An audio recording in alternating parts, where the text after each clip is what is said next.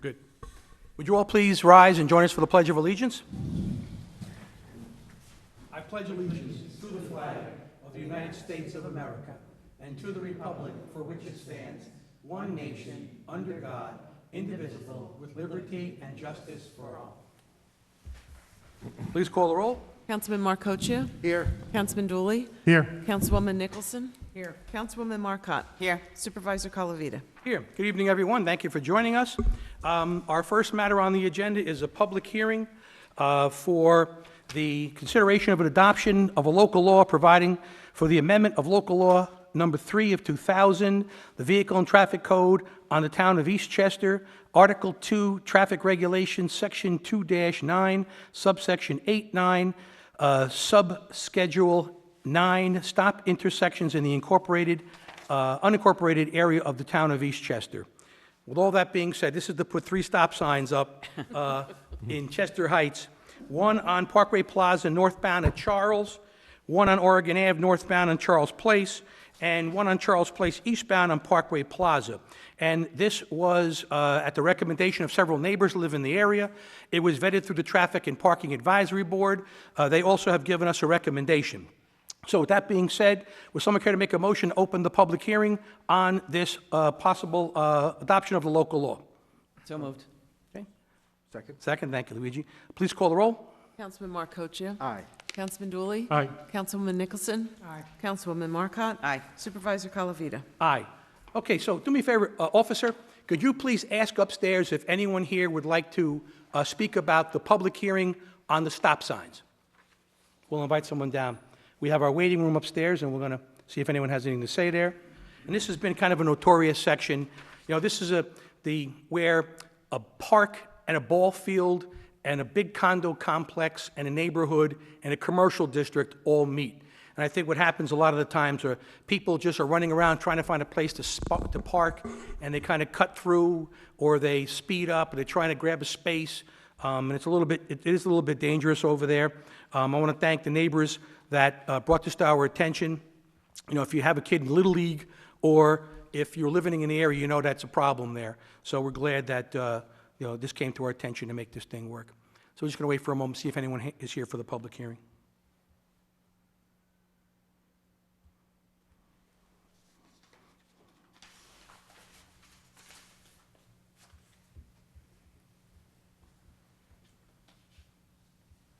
I thought they invented radios. Okay, nobody here for that. Okay, I'll make a motion to close the public hearing. Ask for a second, please. Second. All right, please call the roll. Councilman Marcocchio? Aye. Councilman Dooley? Aye. Councilwoman Nicholson? Aye. Councilwoman Marcotte? Aye. Supervisor Colavita? Aye. Any discussion from the board members? No. All right, there being none, I'll make a motion to approve the local law as written, and ask for a second, please. I'll second it. All right, please call the roll. Councilman Marcocchio? Aye. Councilman Dooley? Aye. Councilwoman Nicholson? Aye. Councilwoman Marcotte? Aye. Supervisor Colavita? Aye. Okay, next we have approval of the minutes of the March 16th, 2021 Town Board meeting. Any modifications or amendments? There being none, someone care to make a motion? So moved. Second, please call the roll. Councilman Marcocchio? Aye. Councilman Dooley? Aye. Councilwoman Nicholson? Aye. Councilwoman Marcotte? Aye. Supervisor Colavita? Aye. Next is the Police Department report. Chief Bonsi. We can receive and file our March 2021 parking summonses and vehicle and traffic violations, together with patrol activity report and our traffic accident reports for the same period, detective's report, and statement of accounts. And we issued a lot more tickets and violations. There are also a lot more accidents because this time last year, we were all under COVID. Nobody was on the road, and, things were very much different. We weren't enforcing very much. I was going to mention that we definitely, obviously, during last year, we were kind of locked down. The police activity had really slowed down, so we're kind of back to normal. But that is noticeable on the report. 2 sergeants attended our de-escalation instructor school this month. So that's the intention of that is, part of our police reform was to do de-escalation training, which is throughout the county. Departments are making that mandatory. So 2 of our sergeants went to be instructors with the plan on coming back and being able to teach to everybody else. 1 member also attended a 5-day crisis intervention. And again, the intention of that school is to learn how to handle people that are emotionally distressed and to avoid confrontations to better off handle those situations.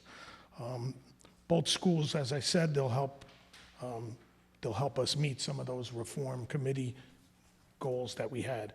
Two additional officers attended juvenile officer certification, or may have even been 3 throughout the month.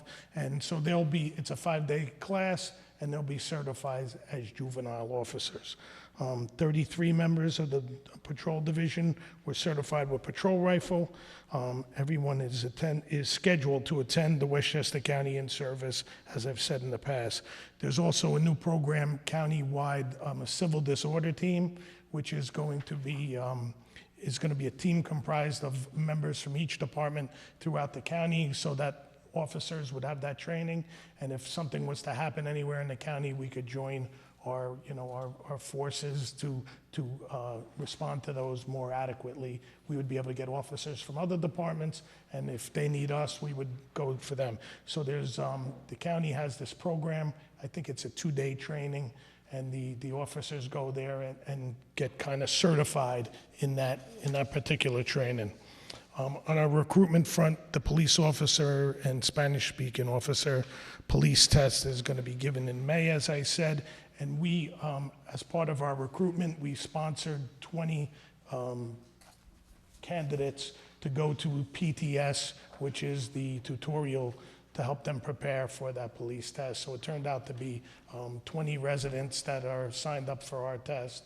Normally, as I said last month, we used to have an instructor come down, give an in-person, so this one is an online, which actually will work out better, but it turned out that we had 20 people from town interested in that program. Great. Anything else? Thank you, Chief. Okay, thank you. Okay, Law Department report? Yes, good evening. First, I have a resolution authorizing the settlement of a certiorari proceeding instituted by Acme Markets, Inc., affecting the premises known as Section 4, Block 3, Lots 17A and 17B, 8 and 12 Cedar Street is the address, located in Bronxville, and the assessment year on this property is 2016, and tax year is 2017, and the total town tax refund on all those blocks and lots is $221.13. I'll move that. Ask for a second. Second. Please call the roll. Councilman Markocha? Aye. Councilman Dooley? Aye. Councilwoman Nicholson? Aye. Councilwoman Marcotte? Aye. Supervisor Calavita? Aye. Okay, next I have a resolution authorizing a settlement of a certiorari proceeding instituted by Bronxville Tower Apartments, affecting the premises known as 101 Pondfield Road, and on this one it's Section 4, Block 1, Lot 11. The assessment year on this parcel are from 2015 through 2020.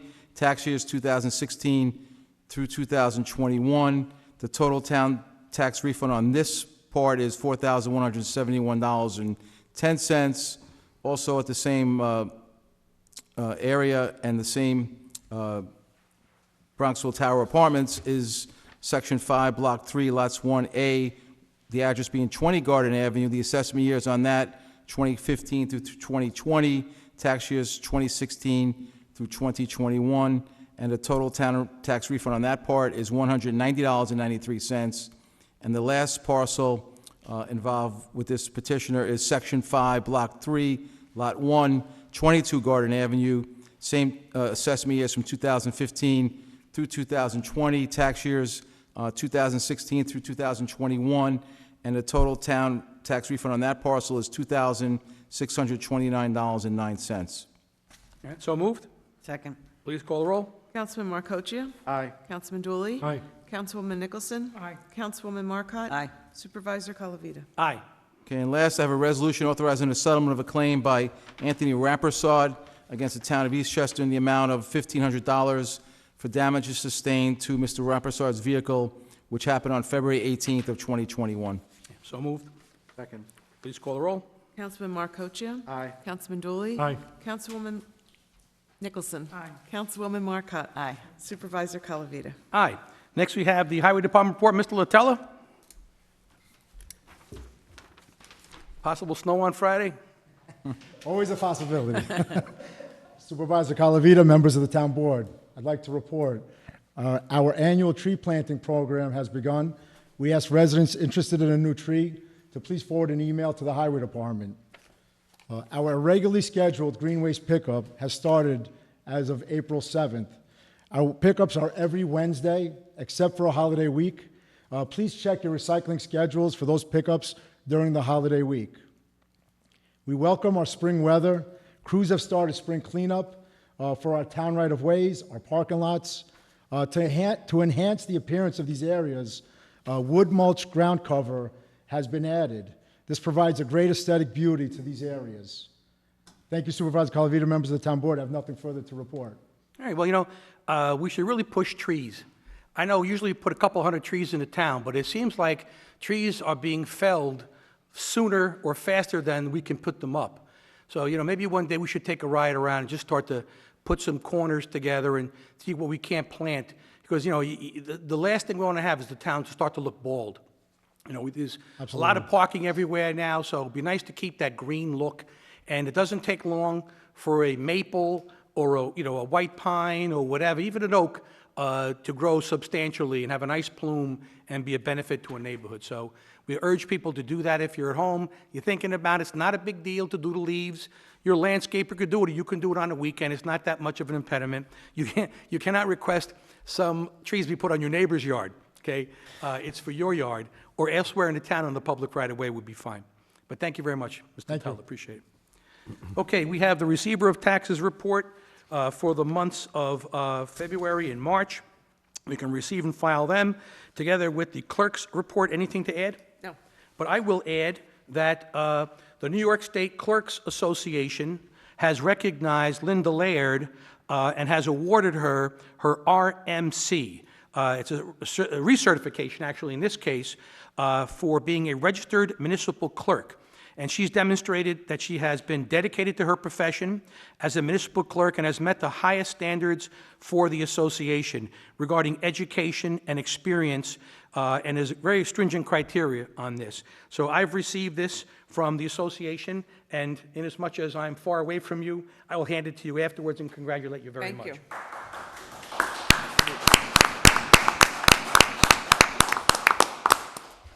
you. It's nice frame material.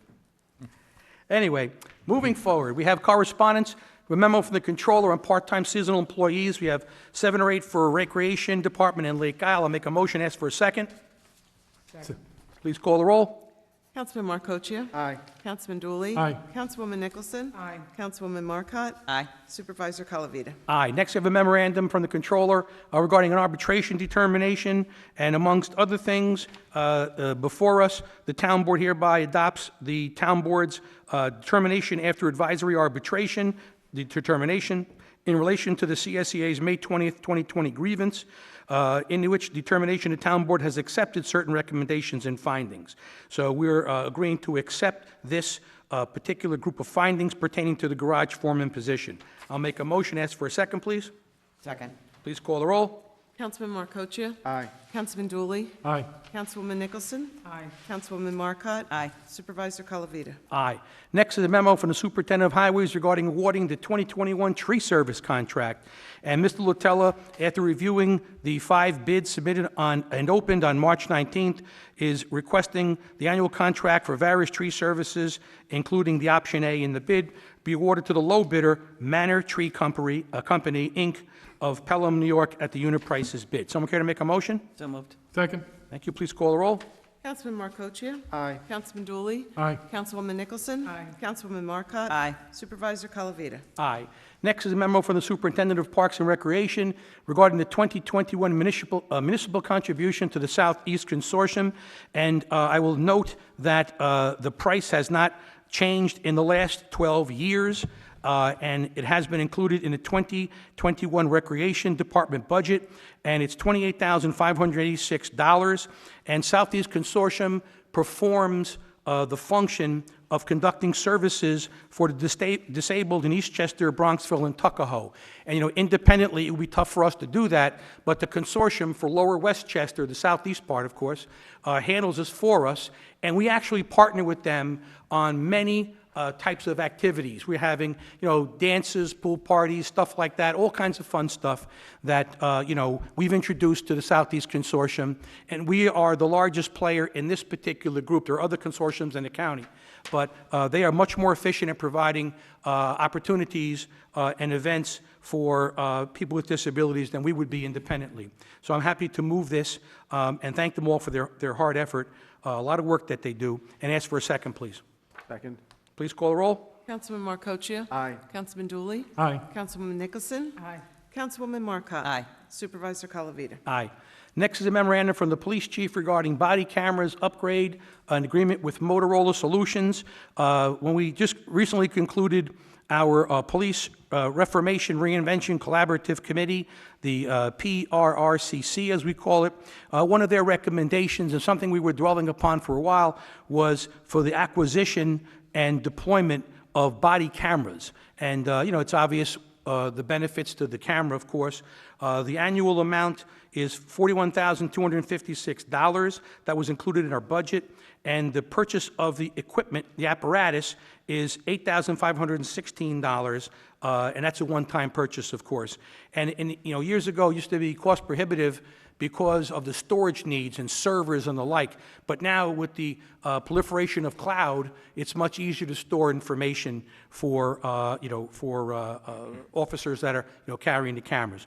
So anyway, one other thing that we also were recommended by the committee was that we develop a clear policy with regard to use of the cameras. So though we're going through this process now, before we start to actually wear them, we want to make sure we have a clear policy. Everyone knows when they're on, when they're off, what to do with them when they get off their tour, and how to handle all the little functions of the body camera. So with that being said, I will make a motion to approve same and ask for a second, please. Second. Thank you. Please call the roll. Councilman Marcoccia? Aye. Councilman Dooley? Aye.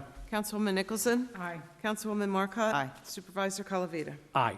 Okay, next is a member from the police chief regarding the body car camera upgrade agreement with Motorola Solutions. And, this is for the, police chief for the Police Mutual Aid Agreement and Emergency Response Unit, ERU, Intermunicipal Agreement renewal. And we're renewing with Tuckahoe and Pelham for a 5-year term.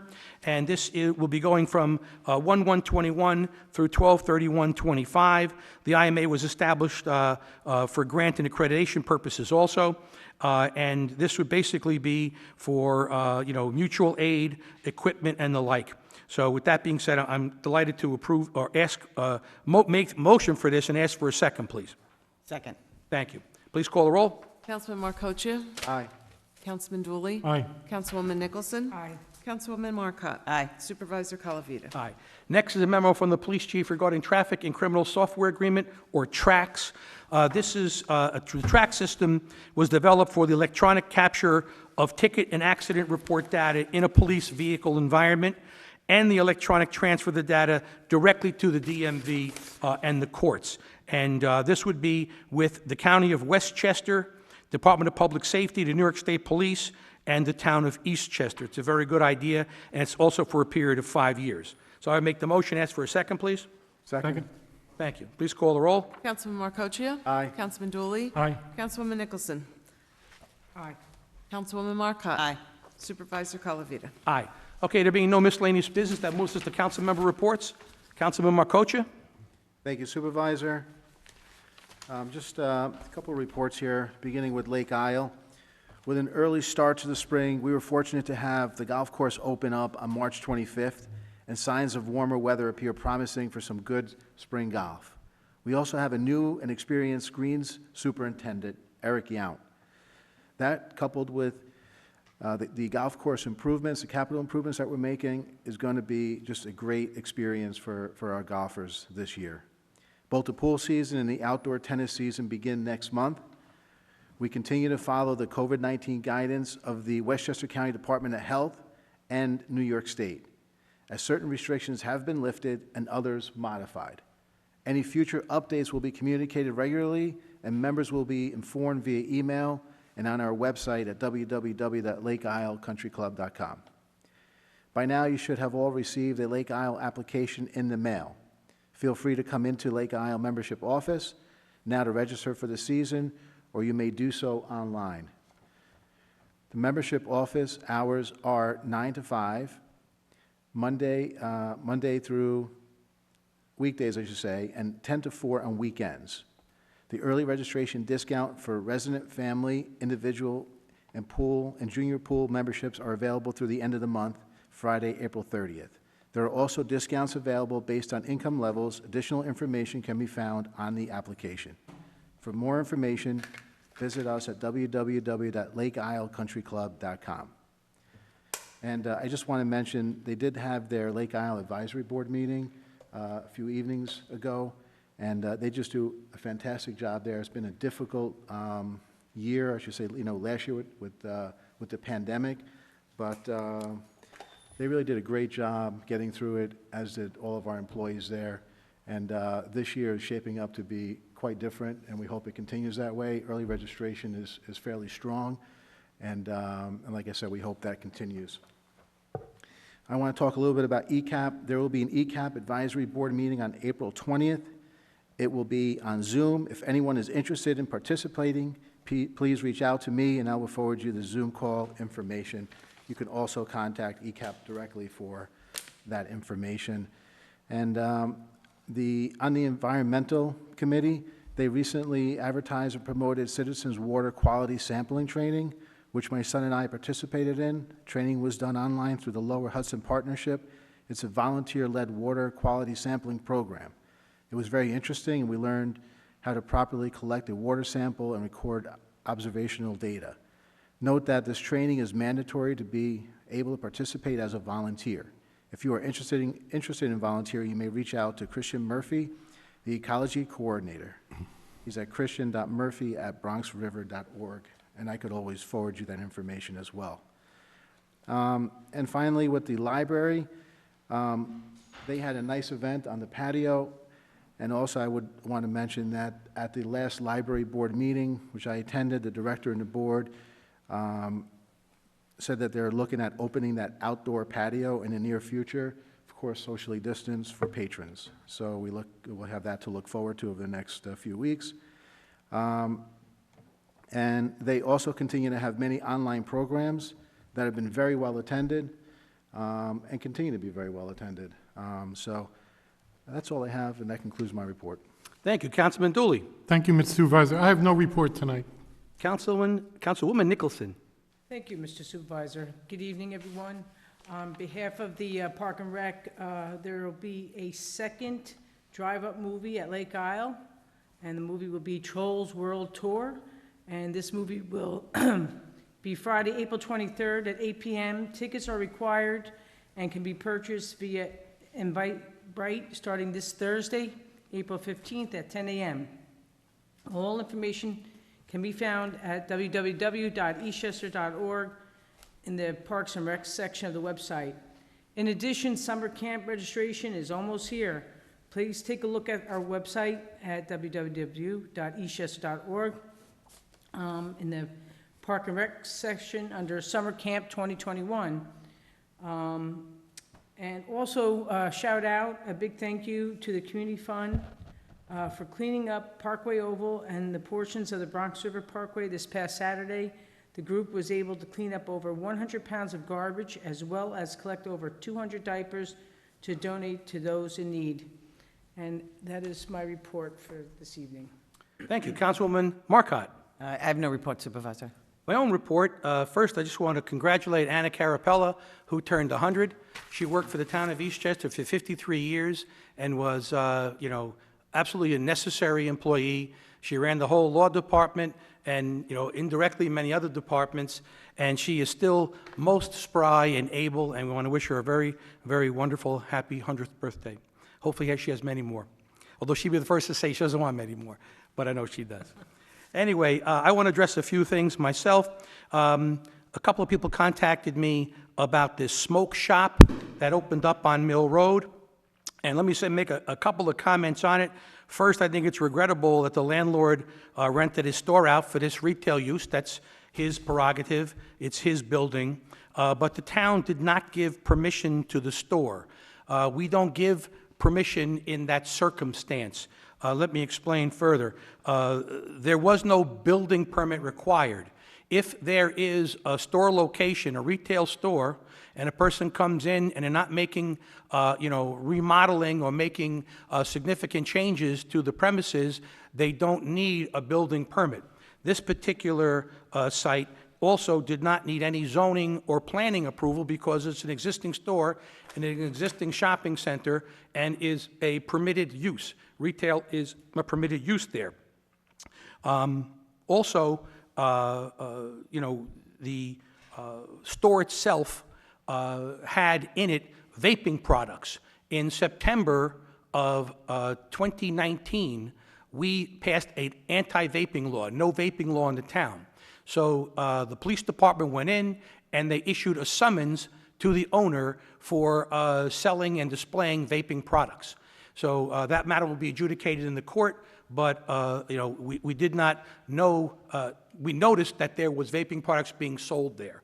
Also, no one is selling marijuana there, and no one is conducting smoking on the premises. No one can do that anywhere in the state until 2022, okay? Also, the town will decide whether it wants to let cannabis products be sold and consumed in the town, or whether we will opt out and not permit that. I am very inclined to think that we're going to opt out on that, but you have until the end of the year to do that. I don't think we're going to wait till the end of the year. I think we're going to be one of the first towns in Westchester County to opt out, and our law department's working on a draft for a local law. I think at this point, we're willing to forego the 3% sales tax revenue and just have no one consuming and selling on town properties. Also, people have often asked me, what does that mean? What about smoking all over the place? And, we had somebody show up to the police department and light up a joint right in front of the department, to be a wise guy. But you're not allowed to smoke in town parks. I'm pretty sure the schools have policies, no smoking. Anyone that has a policy that's no smoking, you can't smoke there. I think a lot of it's going to be confined to people's residences and whatnot, but that's not for me. The point, though, is that you cannot stop a retail store that's selling retail products, and certainly we did not give them this permission as was indicated in emails to me. So it's not something that we approve of, and certainly not something that going forward we want to have lead into cannabis sales and the like. If people want, they can contact the landlord, or you can boycott the store, which is a very effective way of sending a message to something that you don't think is appropriate.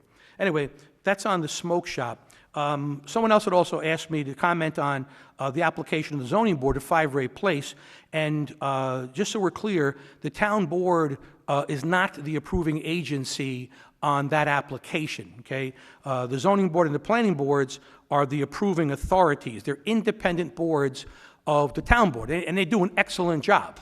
I don't want to cast any shadow upon them, because they do a very good job. They all work very hard. They're all volunteers, and they have the best interest of the town at heart. But the town board, does not make comments on zoning applications or planning applications. It's inappropriate. The former supervisor did, and the town got all jammed up with his involvement.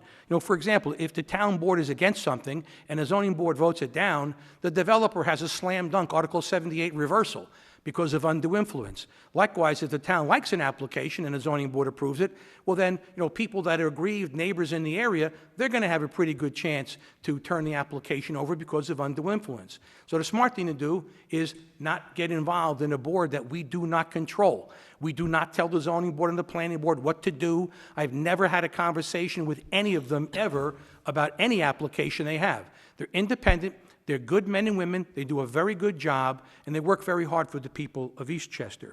Also, another thing I just want to mention that's not related to the application, and that's that people were talking about the applicant had his own traffic guy, an engineer, and whatnot. But according to our local law, which we exercise in that application, the town board empowers the planning board and the zoning board through our local law number 6, which we approved probably, I don't know, 15 years ago, to ask an applicant to give us the funds that the boards hold in escrow to hire our own independent traffic engineer or civil engineer or acoustic engineer or arborist or hydrologist or whatever the case might be. So the traffic studies that went on for those, dozen or so public meetings were the town's engineers and the town's parking and traffic consultants. So I just want people to know that the board doesn't just take the word of the applicant. We do our own investigation and our own validation of the comments being made by the applicant. Short of that, I'm not going to discuss the application any further because it's, we don't want to prejudice the case going. There's an appeal pending, okay? Also, I want to mention just Lord and Taylor very briefly. The town board was very disappointed that the last transaction fell through. We had been quiet and, close to the vest on a lease agreement between Lawrence Hospital and Lord and Taylor. The owners of Lord and Taylor is Hudson Bay. And we were very disappointed that it didn't work out because it would have been a wonderful use for that site. And all the parties were excited. We met with architects and engineers and kind of sculpted the whole process. But then in the end, they couldn't come to terms, I guess, on the business end of things, which is, frequently the case. That's why we did not go out and disclose what was happening so that, they would have their privacy and be able to do their negotiation. But regrettably, it did not work out. It's a shame because Lord and Taylor would have been a great venue for MRIs and CAT scans, and they're going to have doctors' condos there and some outpatient stuff, but it didn't work out. So the owners have reached out to the town, and what they'd like to do is they'd like to set up office space in the footprint of Lord and Taylor, use the existing building to rent out for a few years for office space while they decide what they want to do, which will likely be some form of site development, overall site development. It's 14 or 15 acres. It's a big location, and they're deciding what they want to do right now. I don't envision, the building surviving. It may not. It all depends on what they want to do. We don't own the property. We don't tell them what to do.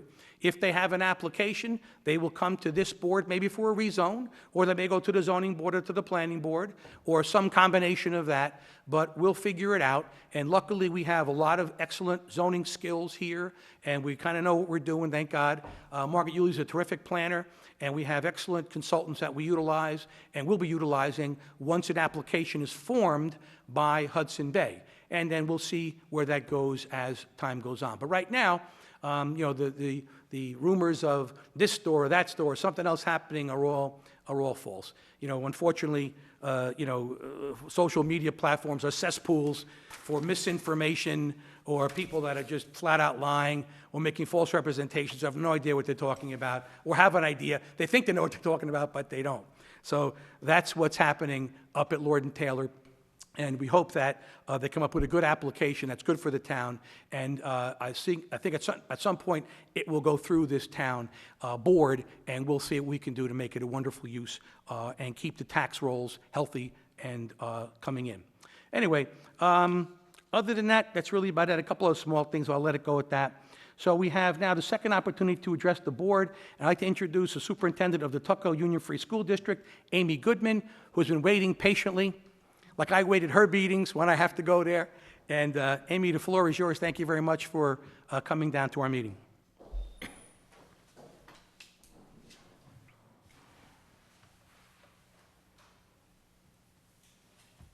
Good evening, Supervisor Calavita, members of the town board, and the Eastchester community. As the superintendent of the Tuckahoe Union Free School District, I want to first start by thanking the town of Eastchester for the wonderful collaboration the Tuckahoe Union Free School District has with the Eastchester Police and the town every day. You're wonderful partners. I could always count on Supervisor Calavita when I need to call for something, and your police are always available, very helpful, and as you know, we have an SRO. Thank you very much. We do really appreciate it. Tonight, as the superintendent of the Tuckahoe Union Free School District, I want to share information on our proposed capital project. Our new bond proposal will provide significant reconfiguration and upgrades to the Cottle Elementary School playfield and playground. The proposal will also provide interior renovations and security upgrades for the middle and high school. The Cottle Field has long been a trouble spot for the community and for Cottle. A full renovation of the field and the installation of artificial turf is something that will benefit Cottle students and our community every day. During the day, the school will use the field. After school, the field can be used for sports. It will be a half football field in synthetic turf, and it will be used for practice for middle and high school athletes. A walking track around the field will be a community benefit and be available off hours. At Cottle, we are looking to renovate and expand the cafeteria. We plan to expand out about 6 or 7 feet and add windows that connect it to the street and the playground. This will dramatically improve the atmosphere and will make a big difference. It will feel like the next generation cafeteria and a friendly gathering space. Also in the planning stage is a complete renovation of the 2 oldest bathrooms, again, the playground updates, and converting Siwanora Boulevard into a usable play space while still maintaining it as a road for emergency vehicles and parent drop-off pickup. Infrastructure is important. During the pandemic, it became obvious that air quality is a building's top priority. At Cottle, the middle school and the high school, the bond proposal will produce healthier indoor air that can be cooled to provide air conditioning. The older classrooms in the middle school, high school, and at Cottle meet the building code, but post-pandemic, everyone is feeling more and more obligated to have space, no matter what the age of the building, that meets the highest standards.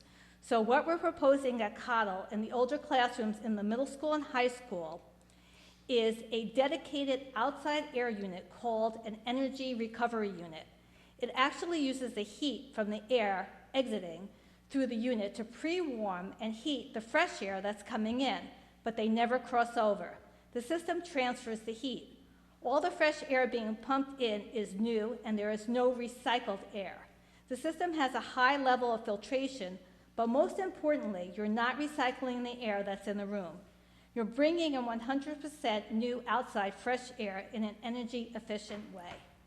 We plan to install what's called variable refrigeration units. They recirculate the air and cool or heat it, but again, you're getting the fresh air from the energy recovery system. The heat and cooling VRF unit will provide individual controls in each room, so you're not dealing with, as you do in schools, and I've worked in them for a long time, one room is freezing, the other room is hot. This way, finally, there'll be a way to control the temperature individually in a room. This is really ideal for cost-efficient heat and air conditioning. At Tuckahoe Middle School and High School, we are planning to upgrade the library, upgrade the cafeteria, and install air conditioning and better filtration to the existing ductwork in the new wing. The older classrooms will have the same outside air with the VRF. The middle school and high school cafeteria, which hasn't changed in quite a long time, will have new furniture, finishes, lighting, and a new serving area to make it brighter, more populous space. That room is used every period of the day, so it's a lot more than a cafeteria and a really important space in the school, and it deserves an updated appearance. A substantial amount of masonry restoration will be done for the preservation of our historic middle high school building.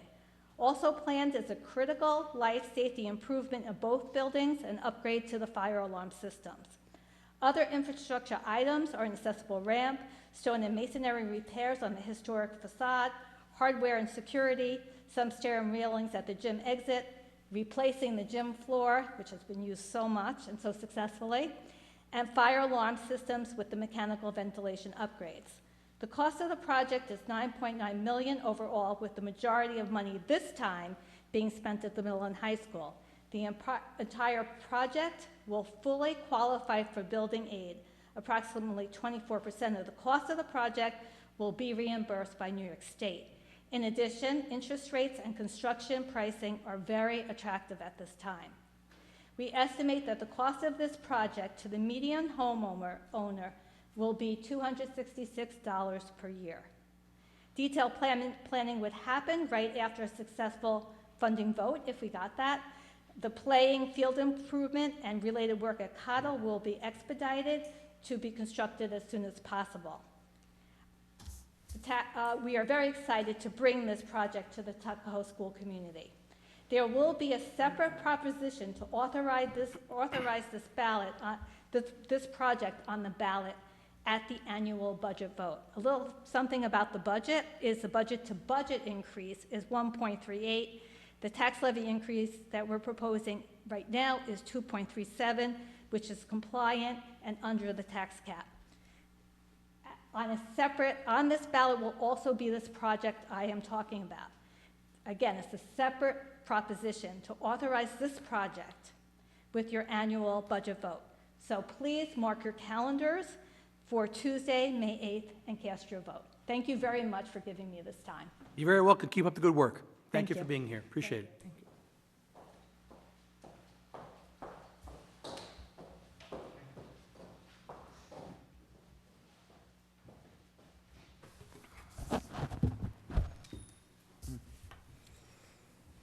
Good evening, Mr. Supervisor and Town Board, on this lovely evening in spring. Happy spring. Brief update from county. So last night, the County Board of Legislators voted to reaffirm the contract that was originally drafted 5 years ago for Playland for a approximately 35-year lease and operation of the facility by a private company starting in 2022, next year. The park will be open, gotten this current year under the same old operation by the county. They got the go-ahead from the state and the CDC. Honestly, I was kind of one of the naysayers. I was concerned about the county's authority to enter into such a long-term lease in contravention, I thought, of the parkland alienation law, that we should be getting state authorization for that. And frankly, I was a little concerned, and still am concerned, about the operator. But, you know, with some push, well, it went through 13-4, and to be honest, I was one of the 4 who voted no. But part of the renegotiation, we did get some better terms. You know, I specifically pushed for some assurance that we still have the strong and robust youth employment program, especially from some of the neighborhoods and communities where kids have a hard time finding summer jobs. And strangely enough, I was the one who nailed down free parking in the off-season. And I usually ride my bike down there, but we got that. And, you know, and so I kind of strongly opposed the thing throughout. There may still be some legal challenges, but I kind of hope I'm wrong about the intentions and ability of this entity that has to make a profit for its investors to do right by our historic playland. But we'll be watching carefully, hopefully to make sure that they do that. Second thing we voted out, didn't vote out of committee, we voted as a full board, was our federal package to our legislators. Committee member Marcotte is familiar with that. Every year we do a package, sort of a wish list for the state delegation, which is earlier in the year. This time of year, it's the federal list for our local Congress people from Westchester County and the U.S. U.S. senators, both two U.S. senators. And the things of note, especially I think for a town like Eastchester, is the salt tax deduction that we're all pretty clearly pushing to get reinstated for middle-class homeowners. The caveat I have, you know, being a prudent progressive, is that it should be tax revenue neutral when we get this deduction back. In other words, it's, you know, it's money that the federal government is not getting. And the sponsor from Long Island, who is working the hardest to get this back, is saying something that I agree with, that at the very highest tax brackets for people, single people making over $500,000 or couples making over $600,000, there should be an increase in the upper bracket, their marginal tax for that, and you know, I went on the record for that. More specifically, of course, for Eastchester, there is an ask that the federal government get us some money for the Lake Isle Dam situation. Involved in that, of course, would be specific written asks from the various communities that are involved and working on some kind of specific proposal that's involved. And, you know, also, you know, as I guess as we've discussed before, it would be best in dealing with the federal government, especially this administration, to show some progress towards fair housing, specifically if you have the case that's outstanding, and do something about that. And just to finish, I'll segue into something else that we've talked about a little bit before, but I have a little better understanding at this point. Hopefully I'll give it to you, because we talked about this urban consortium, which now Tuckahoe is in, which is a source of community development block grants, which again is a situation where they may look at compliance with federal law, such as fair housing, where your zoning ordinance is going. But the county consortium, you can apply for the county consortium without having to do, at this point, the model zoning ordinance. You will likely not, as a municipality, get the community development block grants. However, if you're in the consortium, nonprofit organizations, non-governmental organizations can apply for these things. Say, the veterans or a seniors group or a church group to get a van or whatever like that. And also, I think equally importantly, people should know that individuals within the municipality, if you're in the consortium, can get money for rehab. And we had an inquiry recently. Older folks, which generally older folks are going to qualify because they're lower fixed income, and getting funds through this. You can get funds through this to fix the roof, make other what we would call capital investment in your home, so you can stay in your home. And that's about it. I'm not using my full 30 minutes that you usually give me, 5 minutes, Mr. Supervisor, and without objection. Well, on the issue, I have your newsletter here from March 12th. Yeah. And I have a few issues with it, actually. First, Yeah. you have shamelessly promoted the Tuckahoe Democratic Party candidates in your letter using taxpayer dollars, which, I don't think you should be doing. I want you to know I didn't identify them as candidates. I identified them by their... They were candidates, by their- and also you're factually incorrect Yeah. in some of the statements here. But what I'm more concerned about is you make a reference here to CDBG money, and you have in here, and I quote, parentheses, looking at you, for example, town of Eastchester, inferring that we are somehow negligent in not applying for CDBG money. And we have made a decision not to do that. First, the only allocable area we have for CDBG funds is in the town center, which the town spent $5 million improving. Secondly, as you're well aware, as the county is well aware, federal funds come with strings, many strings attached. And, I don't think we want to get involved with them with regard to that. And I'm pretty sure the county doesn't want to.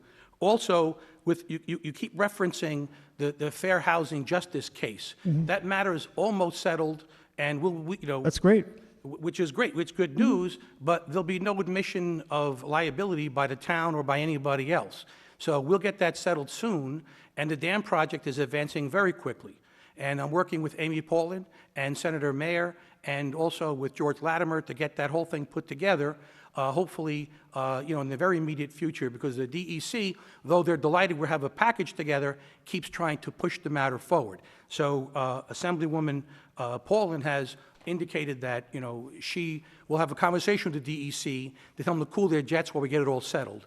But, the CDBG funds, the comments were inappropriate. I think we should It'd be really nice to examine- have them. In terms of being a taxpayer, it'd be nice to have them. And with response to the other... Yeah, it's all right. The point is just that, it's all right, it's all right. Let me know when you finish, and The I issue is wish just an that opportunity to we made a respond. conscious decision not to apply for them. That doesn't mean we're doing something wrong. It means we're choosing not to use those funds for that purpose because you've already improved the area. But, it's kind of a wise guy comment in your newsletter, and I never envisioned you as a wise guy. You always seem to be a nice man and a gentleman. But perhaps who's writing this for you needs to be spoken with about its content and about its tone. Let me say I don't want to be a wise guy, but let me say with regard to some of the response to that particular item, there are no strings on me. Well, I think there was, there's a person on your board who drew a picture of me as Pinocchio. And I was just saying, there are no strings on me. Thank you very much. Oh, I got a laugh. Thank you. Appreciate it. Have a good Thank day. you. You too. All of you. Thank you. Bye now. Mr. Levy, you've been waiting? Miss? Yes. Just give us your name and address, please, for the record. Thank you.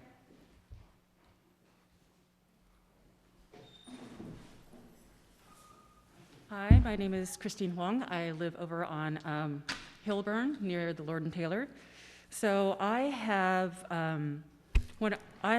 lived and voted in Eastchester for many years now, and I wanted to address basically the rise of Asian discrimination and Asian hate within the country, New York, and especially the surrounding areas and close to Eastchester. So when I moved here, I noticed that, by any stretch of the imagination, Eastchester is not very diverse. So I looked up our census, and we are, 87.1% white, and the remaining population of that, the largest population, is Asians. And of that, I do believe that that is quite underrepresented because we have such a large population of Japanese expats here who most likely don't report. It says that we are 7.2% of the population in Eastchester. However, if you look at Eastchester High School, it states that a fully 31% of the students here are of minority descent, and it does say Asians. So I do believe that that number is quite underrepresented. So as such, we are the largest minority population in Eastchester. And I find it very disappointing and very distressing that while Westchester County and many of our neighboring towns have come out with statements in support of Stop Asian Hate, or even just condemning discrimination of any kind, Eastchester has stayed very, very silent, especially in light of the fact that Asians make up basically the majority of the minority population here. So that's what I've come to ask, is that will Eastchester come out with a statement in support of its residents and in condemning any kind of discrimination? Well, for the record, I think I speak for the whole town board when I say that this town board does not condone any violence for any reason against anyone at all at any time. That we are very much opposed to that. We've made statements to that effect in the past.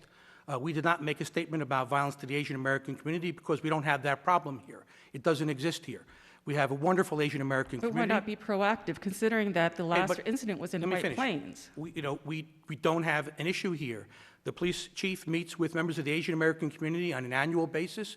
We work very closely with anyone that asks us for anything on any subject matter. But we just decided not to do that because if we make a statement for that, then we have to make a statement for all other things, and we're going to make statements all day long for all the craziness that's happening in this nation. And though we are very sympathetic, we don't have that issue here, and the need to make the statement just wasn't present. Okay. No disrespect intended, of course. I'm sorry? May I respond to that? Of course. Okay, so you say that we don't have an issue here, but have you asked the Asian population here? That's what I want to know, because discrimination comes in many forms, and it doesn't have to actually be a violent attack. But no one's discriminating against Asian Americans here. No one is. We embrace Asian Americans. We have a huge population, as you've indicated. And they're welcomed, and they contribute to our town. They're wonderful folks. Okay, but like I said, it doesn't have to be a violent or extreme attack. I have lived here for several years, and since COVID started, I have heard many derogatory comments that I have not reported because, they're minor. Mostly it's when I'm in a store and they don't realize that I am there. I will hear many derogatory comments. So for you to say that there isn't a problem here, I think that you need to talk to the Asian population here before making that comment. And that's all I ask. It's just like, instead of just saying, we don't have a problem here, actually look into it. But further, what I said was, we rarely ever, I can't remember one, when we've made a statement about an issue like that, or any other, national issue or statewide issue. We concern ourselves with the things we can control in the town of Eastchester. And if we were to make a comment every time an officer was killed or someone else was hurt or whatever the case might be, we'd be doing that all day long, and it would lose its impact in its entirety. But we respect your opinion, respect what you're saying. Well, I disagree. I mean, the town comes out with statements all the time in support of all sorts of things. I've just never, in my entire time here, seen any support for the Asian community here. And I find that quite lacking, especially in light of the numbers. I have nothing further to say. Okay. Thank you. Okay, asked and answered. Thank you. You're very welcome.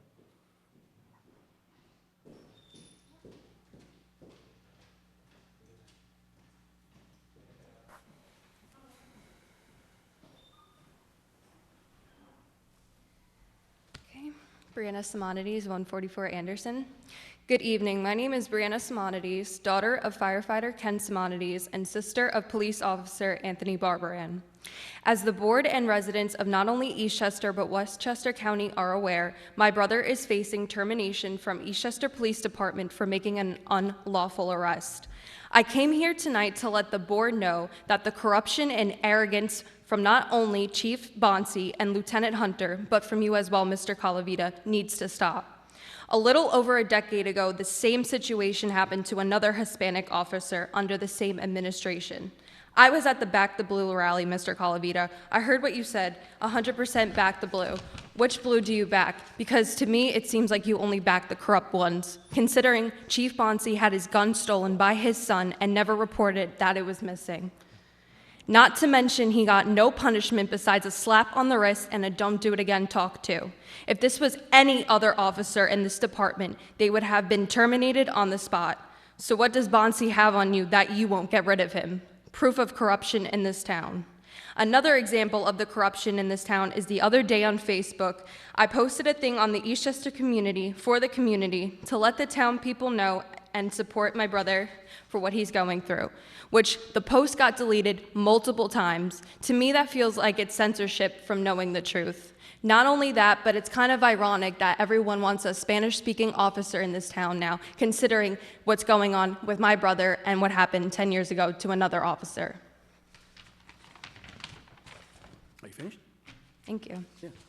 Well, just to address those comments, first of all, your brother identifies as white in all of his paperwork, so I don't know why you think there's a discrimination case. He's Secondly, Hispanic. there is no corruption in this police department nor this town government. How? I reject 100% your assertions, and they're false. And we're not going to talk about the facts of this matter because it's totally inappropriate for us. As you may or may not be aware, the town board is the final arbiter of this particular matter. And a lot of people are out there saying salacious, misrepresenting things, false statements and all. Everyone's an expert. Everyone knows everything, except nobody knows anything. The only person that's going to know anything is going to be the examiner or the hearing officer that we've retained. And we're going to get his report about the facts, and we will make our decision based upon those facts that are presented by all the parties concerned with this matter. But in the interim, we are not going to prejudice or taint this process by making gratuitous comments. Okay. All right. Thank you. Have a good day. You too.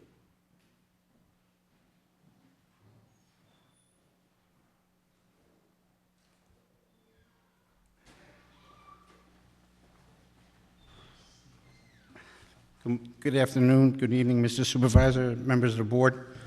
My name is Kenneth Simonides, 144 Anderson Avenue, Scarsdale, New York. Tony, I'm here tonight because I want to speak to you about the ticket quotas in Eastchester. It's my understanding that there is a quota.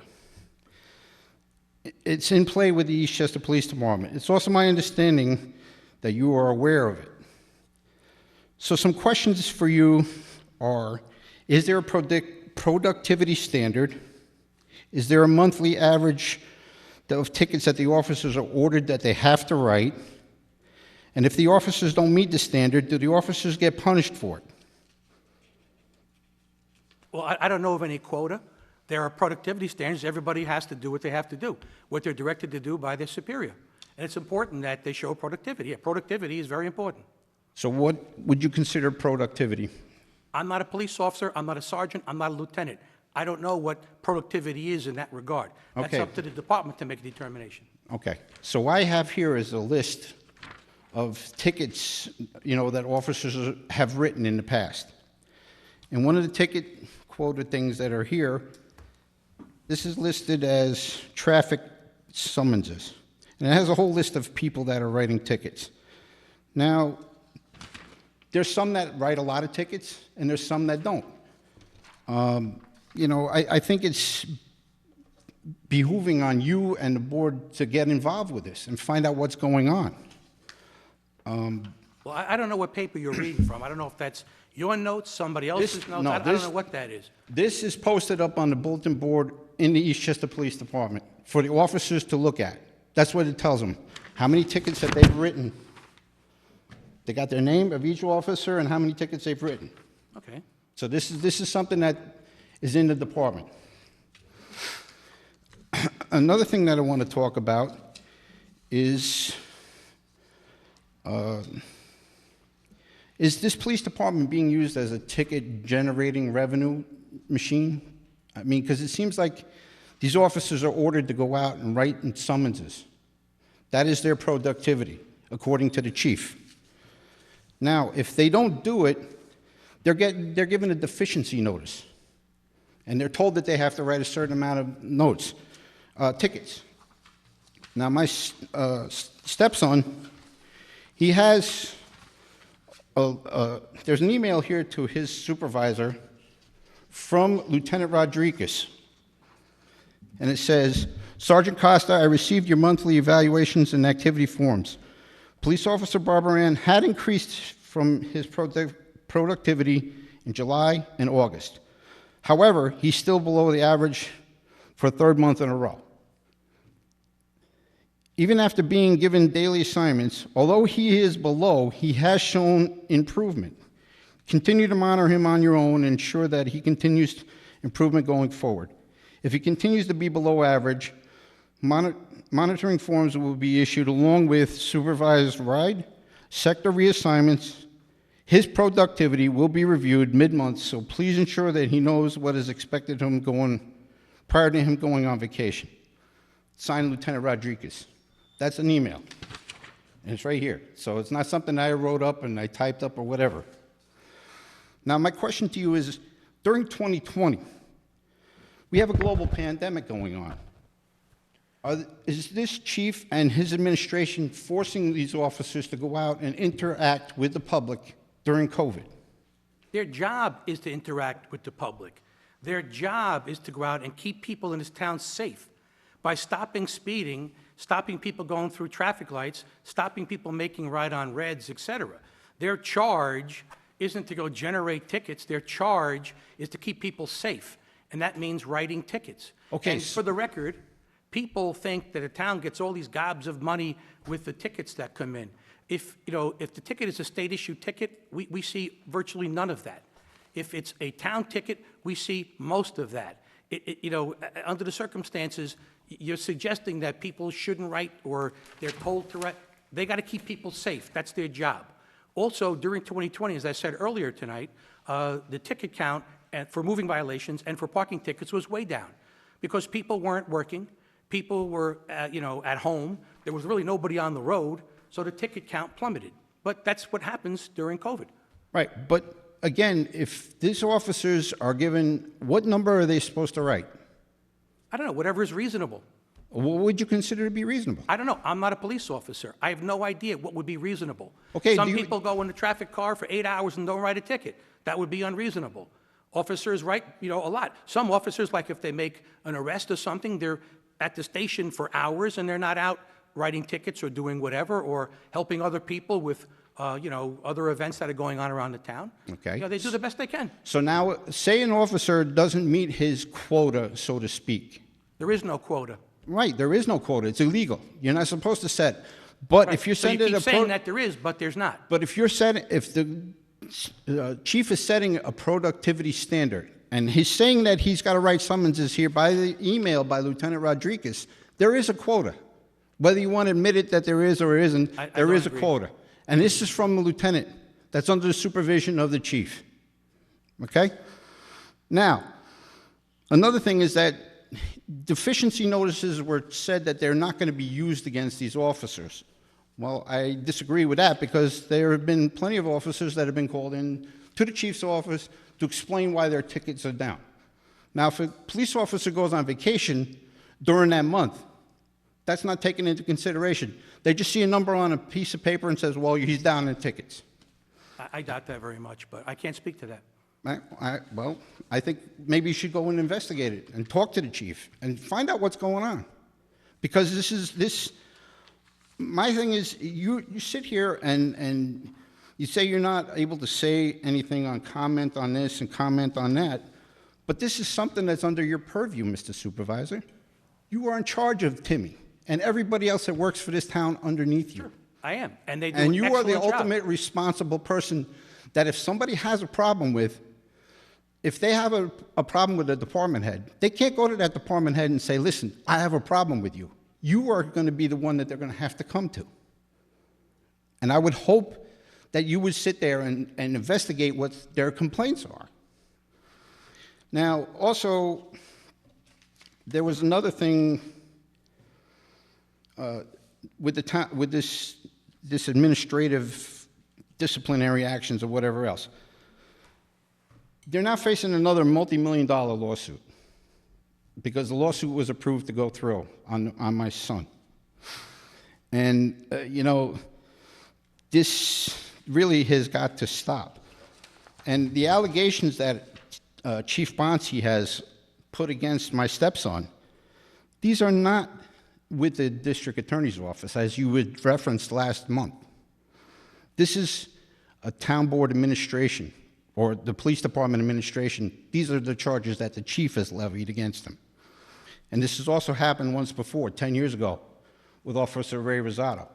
Exact same charges for the exact same thing. So I would really suggest to you that you rein the chief of police in.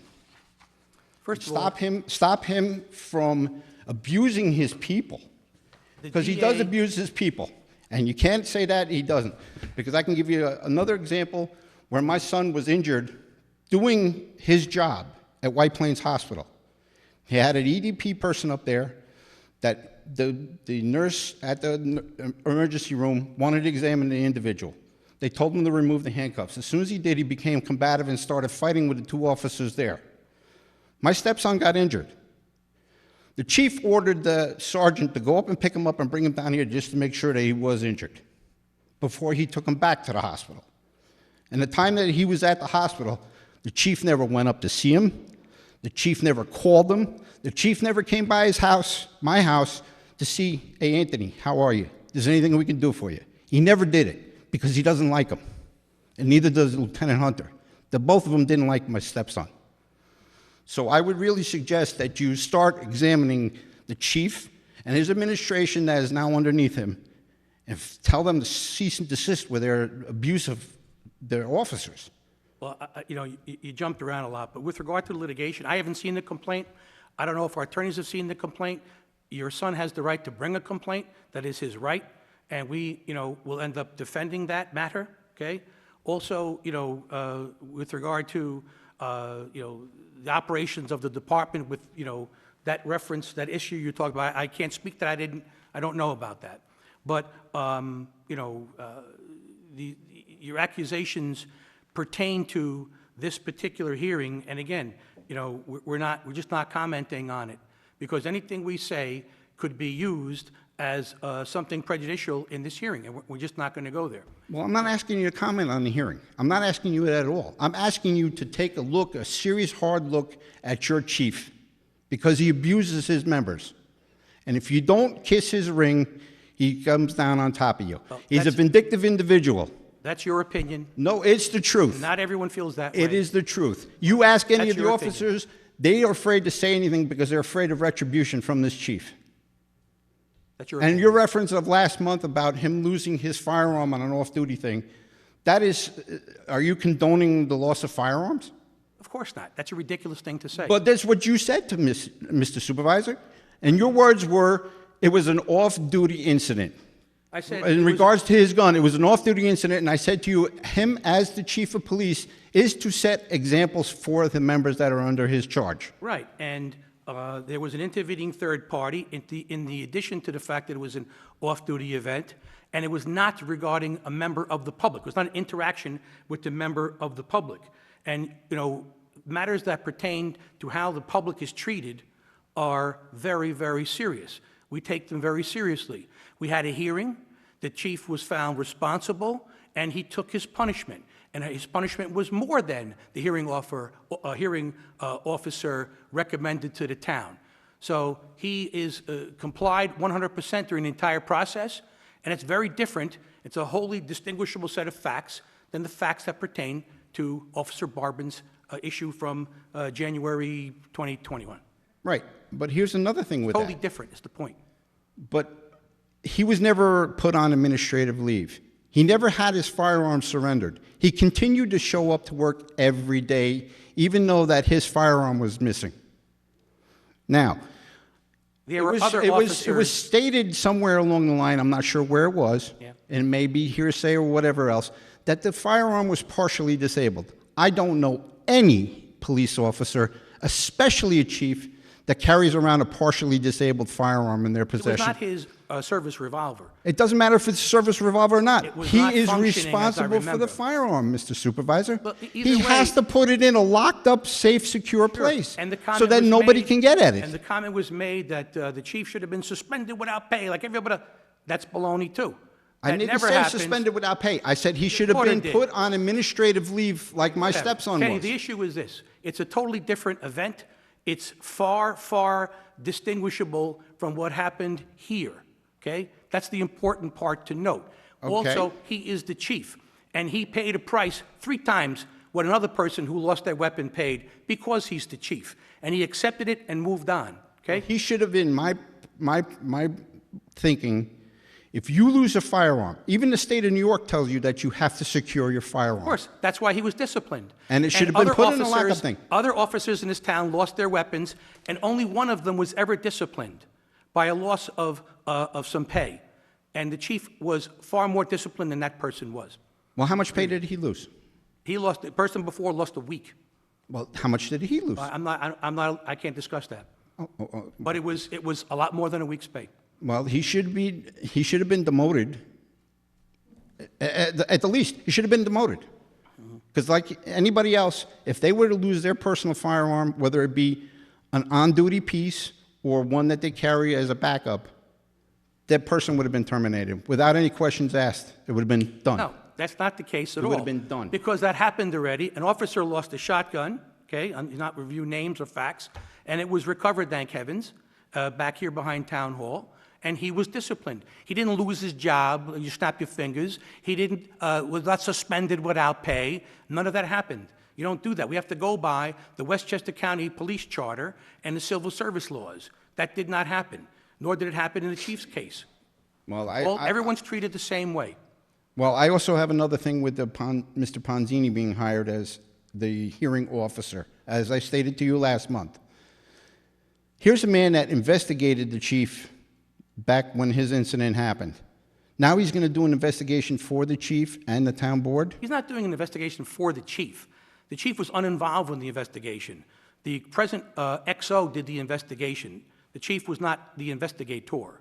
And he is renowned and skilled in police hearings. That's why we reached out to him, okay?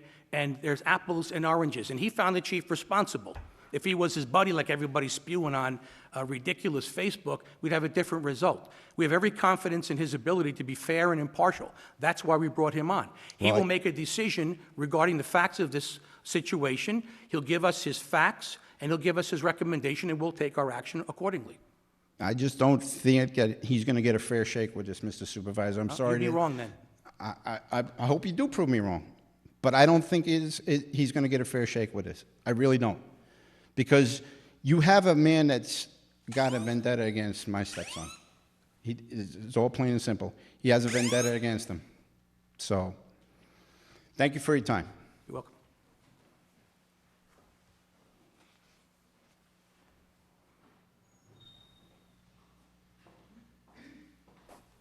All right, just give us your name and address for the record, please.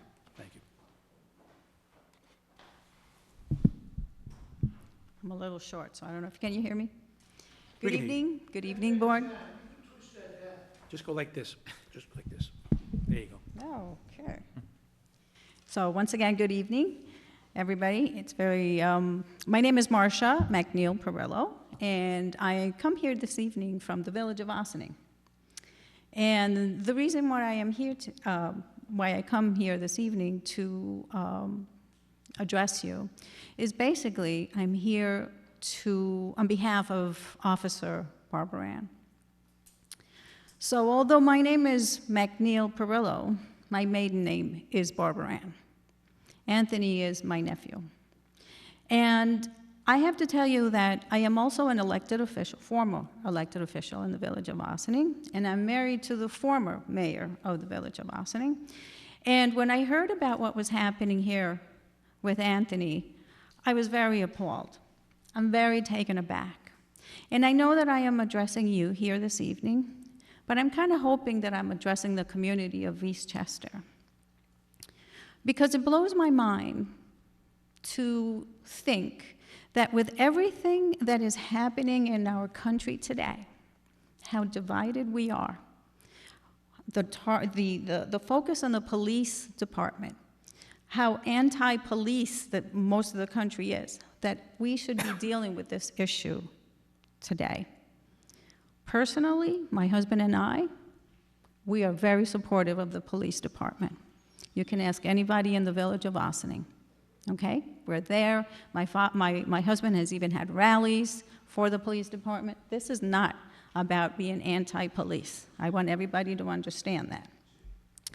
I am very upset about what I'm hearing, about all the allegations that are being thrown out to the public about what's happening in this particular department with my nephew, okay? I have to give you a little history. I am 100% Ecuadorian. I have been an elected official. I have been a past president of the Rotary Club of the village of Ossining. I have been involved in as many community service as possible. Never, ever once. I came here to this country over 50 years ago. My family has been here over 50 years ago. We love this country. This is our country. We would die for this country, okay? And I want everybody to know that. And I have never, ever, ever been a victim of discrimination or anything like that, which is why I am so taken aback. Everything that I'm hearing, or the allegations that I'm hearing that are being thrown at Anthony, almost like he's being targeted, almost like, you know, now we live in a cancel culture, like he can just easily be canceled. I don't know, I don't understand why this is happening. You know, it almost feels like I was born in Ecuador, as I said. Anthony and my daughter, first generation born here, okay? And as Hispanic parents that we are, we embed in them our culture, okay? And we raise them a certain way. And for us to hear what is happening is very offensive to us. My father, who is now 88 years old and loves this country, was taken aback when he heard about what was happening. So I don't know if I'm missing something. I don't know if there's something that I'm not seeing, but I just wanted to come here and to address this board. And maybe you're not seeing it. Maybe you said, Mr. Supervisor, you're not the police. You're not there. So maybe it might merit just taking a good hard look at what's happening. Because I really don't believe that we need more division.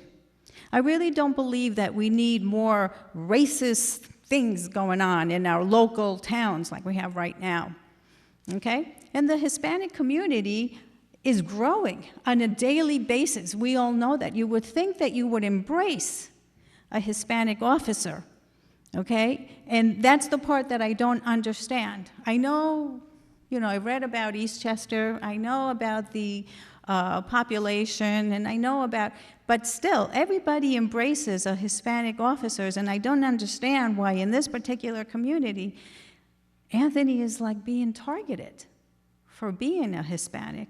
So I don't understand, and I would like for you to just tell me what is going on in your opinion, in your view. Maybe I'm missing something. We can't.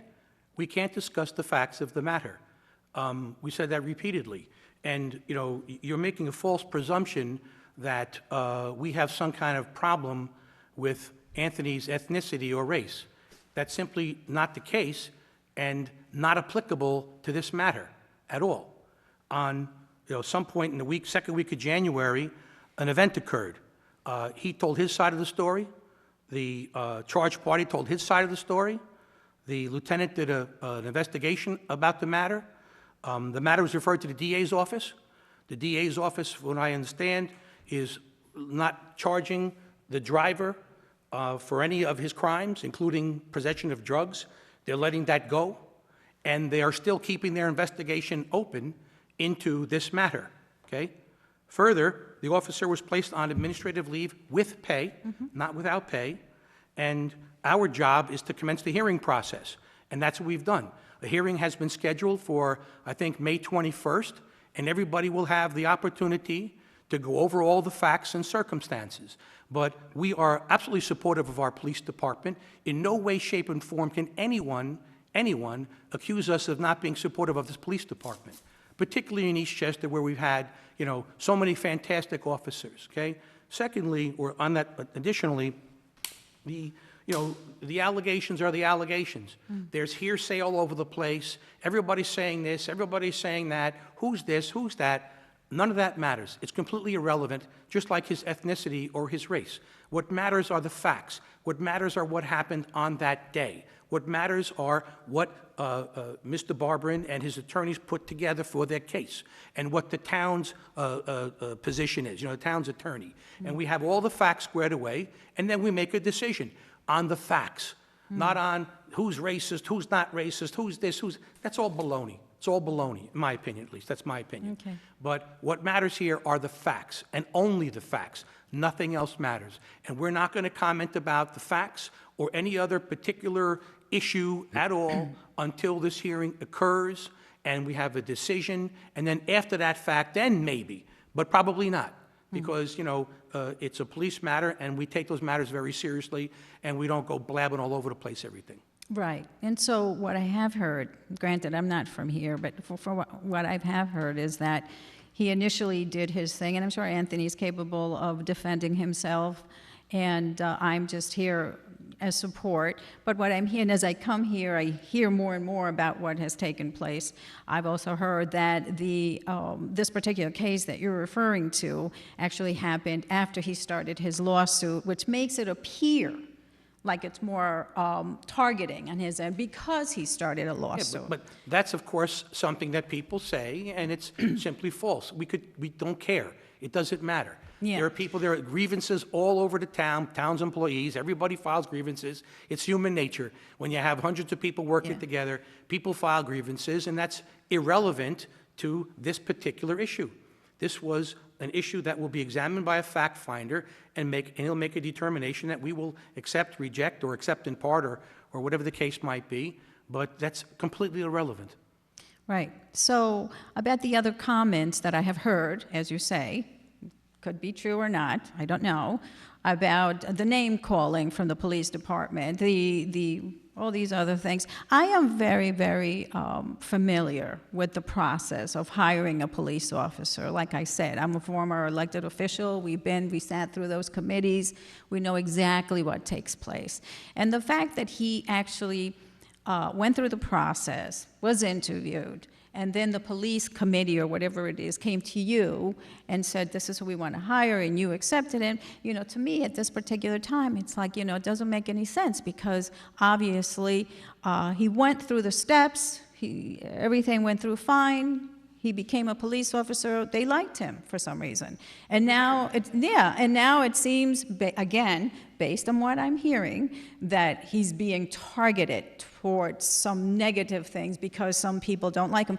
The gentleman that was here before me also pointed out some things that you hear a lot. I heard your rebuttal also. So what I want you to understand is that it doesn't look good from my perspective, and I understand what you're saying, that, you can deny it, but the public is getting another, interpretation of what's happening.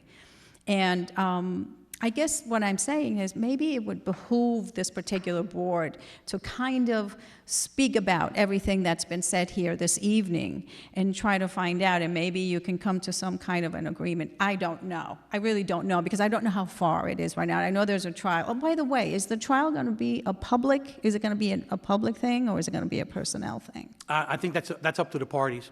They have to concur on what it would be. I think it's up to the person that the charge is against to make that decision, but I'm not really sure. Okay. I can't tell you without certainty. Okay. And you said that was due when? In May, did you say? May, third week of May. Third week of May, okay. Right. So anyway, one of the things that, like I said, I came out of my village to come here on Anthony's behalf. I don't know, it almost appears like his character is being assassinated, okay, for being, a Hispanic. I know you're saying that he that's not the case, or for being from Yonkers. I hear that a lot too. I just think that, you should base it on his character, like everything else. No, don't judge it on, where you're from or whatever.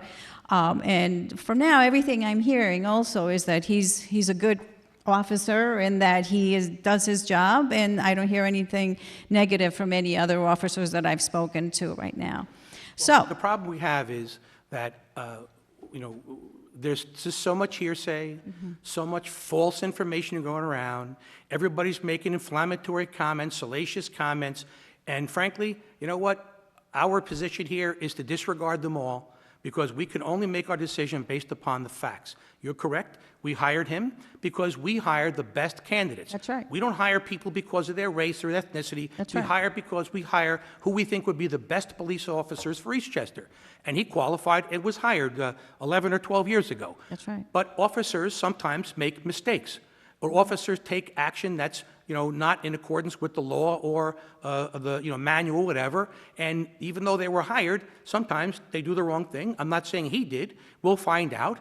But people make mistakes, and that's why we hired retained the hearing officer, and that's why we're going through this process. And it's very simple. That's what we're going to do. And where was this hearing officer from? I'm sorry? The hearing officer that you said you retained. What process did you follow? No, he's in Westchester County. He's from Westchester County. I think he's a judge in Mount Pleasant. Oh, okay. All right. So basically, Thank you.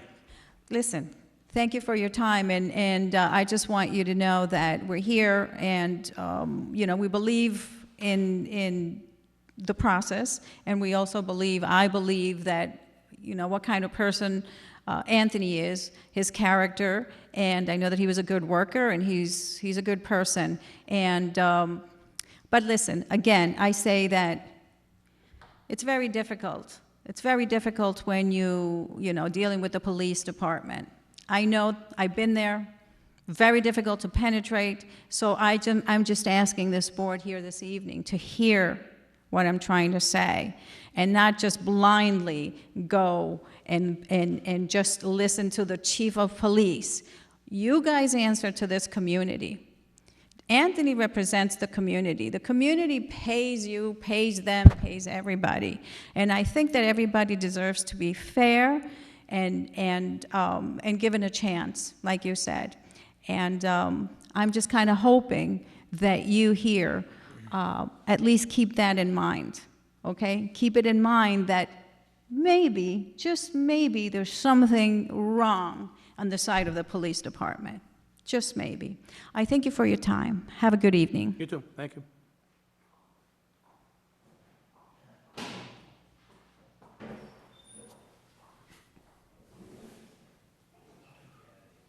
Anyone else? Is this our last speaker? This old man? This old man with a cane? No, I had my knee replaced. Did you really? Replaced with the. You look like you... I screwed up. I did it on Fat Tuesday. I didn't go out to have any cocktails or any crawfish. Well, really bothered me. You're looking like you lost some pounds. Oh yeah. Good for you. I think I found them. Well, it's a present. All right, listen. To start off the evening, I told you when you did the budget, you guys should be getting paid more. You didn't listen to me. It's your own fault. So moved. 500% raise, thank you. All right. So we use all that grant money coming in from Washington. Yeah, who was that guy? Which guy? The first guy that got up to speak? Was that the new... Mr. Marr, Mr. Ma? our county Oh, legislator. Pinocchio. All right. All right, so listen, you went too quick on me. When you said, I thought the first chance to address the board was just on that. Yeah, no, we've been dispensing with that because of COVID. Rather have people coming in and that's coming right, out. But I thought that you were only taking the first chance on the public hearing about the stop signs. Yeah. So I didn't say Oh, the anything. public hearing, I'm sorry, excuse me, I misinterpreted what you No, said. no, that's all right. Now, listen, first, when I came in here, I had to produce ID. I give my phone number. Listen, I've been in this town since 1971. Is this the Georgia voting laws? Is this Delta Airlines? No, I don't know. I got to show ID? We don't know, you're a celebrity here, but we don't know that Gary knows who you are. Well, We know who you are. I know how to get in touch with you, but Right, and for everybody contact knows how to tracing. get in touch with me. If I'm not at the Gulf Station, I'm at Mickey's. But we have the contract tracing law we have to abide by. All right, so, listen, Contact tracing, excuse me. all right, now on, let's see here. All right, first, I want to stay on the agenda first. E, memorandum from police chief regarding body and car cameras. Listen, you said this is going to go to the cloud. What kind of guarantee I have that some wigger in China is not going to get a bowl of rice because he gets my information off the cloud? They're always stealing things off the cloud. I think it's an invasion of my privacy and anybody else who gets pulled over that hasn't been convicted and hasn't gone to court, that this information goes up to the cloud for anybody to steal. Because we see everybody's getting hacked. Except me, I don't have a phone. But Dave, to the best of my knowledge, that issue has been resolved by the courts where it is not an invasion of privacy. And also, normally, there's no personal information that's recorded. They don't put your social security number, your phone number. they don't put your license, what the officer I don't- reads his license. I think that goes in a written report. I don't believe that that's... I thought they Look, struck- it may be clouded, I'm not sure, but No, I there are securities and all kinds of stuff that's supposed to make this hack-proof, but we all know We all things know are subject it's- to problems. We all know that But, Biden you know, and everybody in China. But either do that or spend, All right. you know, $500,000 on servers. All right, now, you mentioned mutual aid. F, mutual aid. I noticed Bronxville was not included. Bronxville is a village in our township. Why is Bronxville stay away from us? Well, I don't know that we really need an agreement with Bronxville because they're part of the town, and we reciprocate with them all the time. It's, you know, pretty much, you know, for the Pelham is the bigger connection. We used to have Scarsdale. I'm not sure what's up with Scarsdale these days. I don't know. But they're like shut down. I mean, like the whole village hall is closed and has remained closed since, you know, more than a year ago. Like there's no one even walking around this. I don't know what's going on there. Have you been upstairs? I got to shout through the doors to get to Linda. It's just to say hello to Linda. Well, that'll be going away shortly. All right, so, no price, all right. So, I don't know if you're aware, there was a big deal signed in France today. Suez Water is no longer Suez Water. They're changing the name again. I'm still calling them New Rochelle Water. Right. They were bought out by a rival of theirs from the 1800s. So what can we do to stop from the increase in rates right away? Because they're buying the debt and everything for cash. Suez Water puts new hydrants in that we have to pay for, and they're not even straight. Look at the one on Marbledale Avenue by the park. It's leaning west. I mean, is it better water flow? I mean, but do you think that these guys that put these hydrants in at my expense through my water bill could do a good, decent job? I mean, is there a way to, who can the town complain to get them to put the fire hydrant in correctly? Yeah, we call United Water, or Suez Water, excuse me. I didn't show my Right, age no, again. I understand. And tell them, listen, straighten it out. We can do that. Those are special hydrants, supposed to be freeze-proof, frost-proof, and some other stuff, I don't know. They look like, I don't want to say the wrong word here, but they look like aliens. All right, so, listen, I don't know, you guys know me as Dave Levy. I don't know how many of you know, I'm a spick. My family fled Spain in 1492, 2 days ahead of the other Jew, Columbus. We got away from the Inquisition. But I identify and I fill out all my papers as white or Caucasian. Now, the other lady here wanted you to make a statement about Asia. Well, listen, there's been more Japanese in this town than I can ever remember forever. And I don't remember them getting hazed as much in school as I did for being Jewish. But that's life. You gotta roll. You gotta let things roll off your shoulder. You can't, that's maybe the problem with these people today. They get so upset and so annoyed by little stuff. Why, you know, I don't want to say the wrong thing. We have 3, 4 women in here. But since they got the right to vote, they've been skinning us. They've been taking the masculinity out of the boys forever. I thought when they made them wear shorts, it was enough. All right, so now, I guess the meat of the reason. You guys get elected to represent us. And you're supposed to, one of the things you're supposed to guarantee the people of Eastchester is you're fiduciary responsible to the town and to the people who are taxpayers in this town. Your job is to represent us and be fiduciary responsible for anything and any money that deals with our tax money. Comes out of our pockets, all right? Now, I've known Timmy since high school, junior high school. Timmy is vindictive. He's not a bad guy, but he is. People are just the way people are, and you can't hold it against them. People get upset. People say the wrong thing, but that's just the nature of the beast. And like I said, if you let every little thing jab at you and get you, you're not a person. You got to let stuff roll off your shoulder, and you got to take people for who they are. And you can't hold against somebody just the way they are. You don't know what went on in their household, what their brothers did to them, what their parents did to them. That made them like that. That's the wrong thing to do. But you have to realize that somebody is the way they are. All right, now, you mentioned tickets, okay? That moron you have as an assistant town attorney makes deals with everybody on a constant basis to keep the money in town. He'll give you a parking ticket for $175 so you don't get a speeding ticket and the money doesn't go to Albany or DMV. He does it to everybody all the time. The man is a moron. He asked for a warrant to search my house on a propane violation. He told Fred to find me guilty because I was a bully. He gave me a piece of paper. And he didn't even read it. He said it was the law. He didn't even read it. It had a picture of a 100-pound propane tank attached to the house. He says, propane laws in New York State says you can't have a 100-pound propane tank in the backyard. Meanwhile, there's 7 or 8 houses in this town with 450-gallon tanks. All right, and I came to you and I came to Lou before we went to court 6 times on this. The man is a moron, okay? And that's what goes on. Now listen, you kept people you should have gotten rid of when you got in, but that's all right, that was your decision. But when I brought up fiduciary responsible, everybody on this board except for Sheila is in a wrong position. As Chief Pileggi, I think that's the way you pronounce his name, he shot somebody under Timmy's watch. He lost his job, he went to jail, opened the town up for lawsuits. Ray Rosado, Timmy and Ray Rosado had a problem.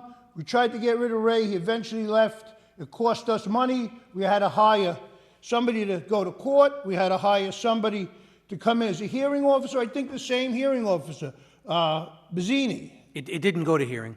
All right, but it was going that way and it was a lawsuit, okay? And now, this kid here, okay? To me, you guys have dropped the ball as being fiduciary responsible because you're opening us up to lawsuits, okay? Now... We're not, Dave, I don't agree with your comments. All right, First no, of all, that's all right. You don't have to agree. This is comments from the public. That's okay, all. okay. All right, so now, in the state of New York, whether you use a gun in any crime, whether it works or not, whether the pieces are missing, whether it's operable or not, the state of New York doesn't care. You threaten somebody with a gun, that other person on the other end doesn't know the gun doesn't work. It's a felony in the state of New York, 1 year, okay? Not the chief, even though it was the chief's gun, whoever used the gun, okay? It's moot. The point is, whether the gun works or not, it's a moot point. Tony, I don't like to say you're a liar or a lawyer, it's the same thing, but you should be familiar with the law. Lou should be familiar with the law. You know what the law says, it's threatening somebody with a weapon. There's no way that that person being threatened has to know whether the gun works or not, okay? Should he have gotten suspended? I don't know. Did he get something that was fitting for the crime? I don't know. I wasn't there. But as far as I know, the kid's not in jail. As far as I know, the kid's been doing that for 3 years before he got caught. Okay? So I have nothing against Timmy. I have nothing against his son. What I have a problem with is how certain actions in the courts in this town go on who you are and who you know, not with the actual cases. Because I came to you and I came to Lou when I got that ridiculous ticket because it had killed for a 100-pound propane tank. I said I needed a permit to hook up the propane to my barbecue. I said, well, show me in the zoning laws. There is no zoning law for a propane tank. For house gas, then they said, well, you have refrigerators in your backyard with doors on them. I said, of course I have doors on them. How am I going to keep my food cold without a door? And this is what I went through. And I came to you guys. I didn't want to have to go to court 6 times. But what I'm saying is there's a miscommunication. And I think that maybe that's the main problem. But listen. But Dave, let me explain something to you. We have to answer litigation. Some people think that the best defense is an offense, and they bring meritless claims, frivolous claims against the town to try to force the town to do whatever it is they want. That happens all the time. But we have to answer those claims. We can't just let them go. We have to answer them. And if someone chooses to bring an action against the town because of the actions of an employee, any employee, right, we have to answer those claims. Like the zoning board, I referenced that tonight with the zoning application. Neighbors are appealing the decision of the zoning board. We have to pay to defend that. You have no choice in the matter, whether the action is with merit or without merit. Some people bring ridiculous cases that cost the town $100,000, but we have to fight them. We have to spend the money on legal fees. But to say that, we're costing a lawsuit here is, not good. I mean, the person in this particular matter, the one we talked about tonight, they could bring a lawsuit against the town. Probably will bring a lawsuit against the town. We'll have to defend that. There's always litigation. But you know what though? It's not something you have to. You have to do the best you can with what you have when you have it. And if what happens generates a litigation, well, then you hope to avoid that. But if you have to fight it, you got to fight it. Likewise, with some of the other comments you were mentioning about the matters with the police department and all. This is all heavily regulated. It's all something that is reviewed by Labor Council. All this stuff is all like it's history to all of this stuff. I cannot speak to your problem with the tank and all because I wasn't on the bench at the time. But the point is, you may be right, but you may be wrong too. You don't know. Tony, there were a few occasions where I was approached because I had a very good lawsuit against this town. But I live here, and you people are my neighbors. Why am I going to sue you? To me, that's ridiculous, okay? Now, I know about fiduciary responsibility for my time on the school board, and for my time as a trustee for the funds on 3 unions, okay? And you have to stop thinking about yourself and your friends and what's going on. You have to think about the town and the fiduciary responsibility you have on to us that have voted for you. Yeah, that's all we do is think about our responsibility for the town. My opinion, my wants, my desires are completely irrelevant. I only do what is in the best interest of this town, period. Never waver from that, ever, not once. Then why has it gotten this far for the 3rd time? For what has gotten this far? What are you talking about? This particular matter? Litigation, having to call in a... The town did not litigate. The gentleman brought the lawsuit. We didn't bring the lawsuit. So, to bring in the... I don't know if the word mediator is the right word. To bring in that guy... Hearing officer? Hearing officer. The hearing officer. I mean, but then again, I guess I'm showing my age. You would just get together with the 3 of you, or the 4 of you, whatever it is, and settle it, and work it out like men. You take it out into the parking lot, you just don't do anything in the building. Mr. You work Levy, it out and can then I you interrupt, shake- can I interrupt for a Yeah, minute? No, you can't. This is the No, process. you cannot say a word. This is the process. Hey. This is the, Okay. You I'm can't just try- say, I'm just we trying to can't say we're going correct to beat you. up people. You can't say I'm that. just trying to correct you because you this is- continually this is improperly comments- state. This is comments from the public. You We're can, still you under continually Robert's to you're also- improp- We're still under improperly Robert's state the rules of order. facts. Let Lou You're comment also- to you, and then you can Hang bring on. it to me. I concur with his comment. We can't advocate beating somebody up. I'm with sitting I here. didn't advocate you- beating anybody up. I advocated. And I for take dealing with- offense, I take offense to you making name calls like we're in high school to Mr. Tedisco. He does a great job, he's a great attorney, and he doesn't give the store away. You're a moron, and I'm not talking to you. Okay, Be well, quiet. I'm talking to you, and But he's no, not a you're not. moron. You are He's not a very the- good lawyer. You are not the He's a very, supervisor I of know the I'm town. not. I'm the You have town no right attorney. to speak. yeah. I'm the You have town no- attorney. My name is not Okay. D. Felice. I don't care You who have you no are. right to I don't speak. care. Here, hold on, please. Stop talking. I can talk all I No, want. you cannot. Not in an open town board meeting. You Dave, cannot. you're right. As long as this town is still under Robert's Rules of Order, you have no right to open your mouth. So you can say. talk to So you Tony, say. And Tony can tell me. So you say, I Mr. have the Levy. floor. I am at the dais. Easy. Did I put my hands on anybody? Did I curse? Go back in the back of the room. Listen, wrap up, because you already Yeah, passed I your know, 5. it's more than 5 minutes. But the issue is just, thank you. The issue is just that, we have to defend ourselves. And we don't do things to generate litigation. We do things according to the law. And we do things according to the process. And we do things according to the way we're supposed to do it, having the best interest of the town at heart. We don't want to spend money if we don't have to, but sometimes you have to. If people mess up or don't mess up and we think they did and they prove us otherwise, that's fine too. But you have to go through this as part of being the administration. You have to deal with problems. And we do. We deal with them very effectively. All right, well, I don't want you to mess up. You have the same concerns as I have, all right, this town, and you do a very good job. I've come up here and told you that over and over again. But sometimes, some things just have to be said, okay? I don't think it should come to this often, all right? 3 times in 20 years is a lot, okay? And you don't deserve it, and it doesn't deserve to happen to you or this town. And that's what I'm trying to be clear to everybody else who's watching, that I never said you didn't, what the first thing I said tonight, you should have gave yourself a raise. True. Because you don't deserve this, okay? Hey, 18 years without a raise. I'm not going to break my streak now. Oh, all right. And, I'm not a union guy. no, we'll talk about that afterwards. I'm kidding you. All right? All right, So, thank you, Dave. Thank you. Thank you. Have a good summer, everybody. You too. Be well. Good luck with the knee. No, it's actually, I'm going down the stairs for the first time in 20 years. Don't fall. Thank you. Hey, motion to adjourn, anybody? All in favor? Aye. Aye. Thank you. Thank you all.